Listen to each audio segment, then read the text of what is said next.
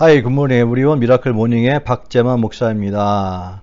오늘 열왕기상 13장이죠. 이스라엘은 북이스라엘과 남유다로 갈라져 남유다는 솔로몬의 아들 르호보암이 왕이 되고요. 북이스라엘은 여로보암이 왕이 되어 다스리게 되지요. 북이스라엘의 여로보암은 형식만 예배 드리는 것이고 하나님의 방법이 아닌 자신의 방법 마음대로 베델과 단의 제사 대단을 쌓고요. 비레위인들에게 제사장 직분을 맡기고 백성들에게 죄에 빠지게 합니다. 이를 하나님은 악으로 보고 경고하기 위해서 남쪽에서 하나님의 사람 한 사람을 북쪽으로 보냅니다. 북에는 사람이 많았는지는 모르겠지만 하나님의 사람이 없었다는 증거이겠지요. 아무도 여로보암의 죄를 책망하는 선지자가 없었다는 것입니다. 그래서 남쪽에서 보낸 것이죠.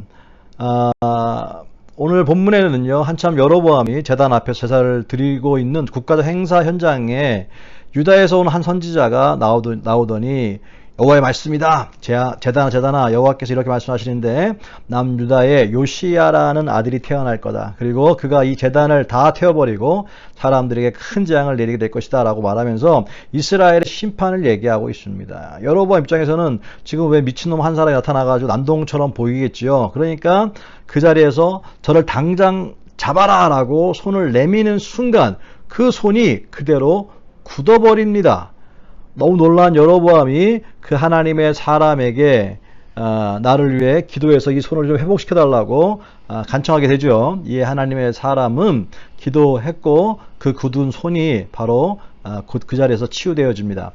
여로보암이 그 선지자가 남다르고 보통이 아니라고 생각되었기에 큰 선물을 하려 하지만 오기 전에 하나님께서 그곳에는 어떤 것도 물 한 모금도 먹지 말라고 하는 말씀으로 인해서 거절하고 그 길로 유다로 돌아오게 됩니다.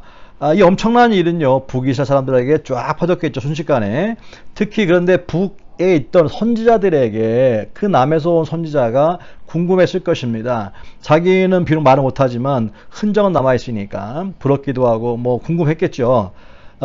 그 중에 한 명이 등장하는데 바로 성경은 이름 밝히지 않고 늙은 선지자라고만 나옵니다. 이 늙은 선지자가 아들들의 베델에서 있었던 그 얘기를 듣고요. 곧바로 말을 준비하여 따라갑니다.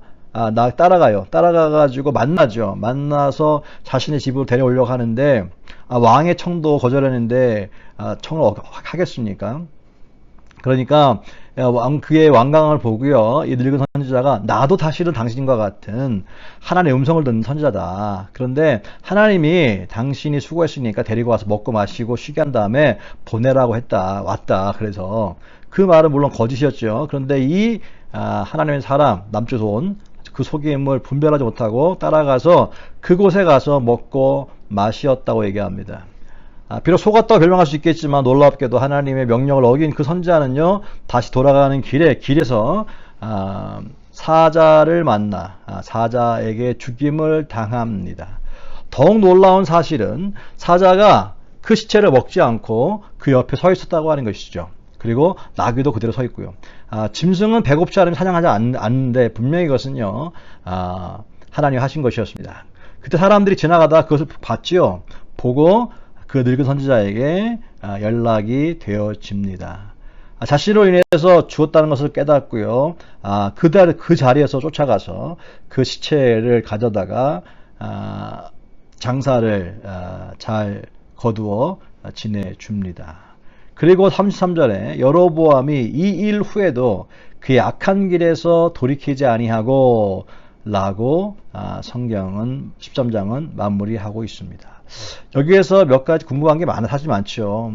가장 먼저 뭐 떡을 먹고 물을 마신 것이 사자를 보내서 죽일 만한 그 하나님의 죄인가 라고 하는 것과 왜 늙은 선지자는 집으로 가는 길에 남 선지자를 쫓아가서 거짓말까지 하면서 그를 대접했는가 라고 하는 것입니다. 뭐 여러 가지 있겠지만 여기에서 33절에 여로보암이 이 일 후에도 그의 악한 길에서 떠나 돌이키지 아니하고 라는 말씀입니다.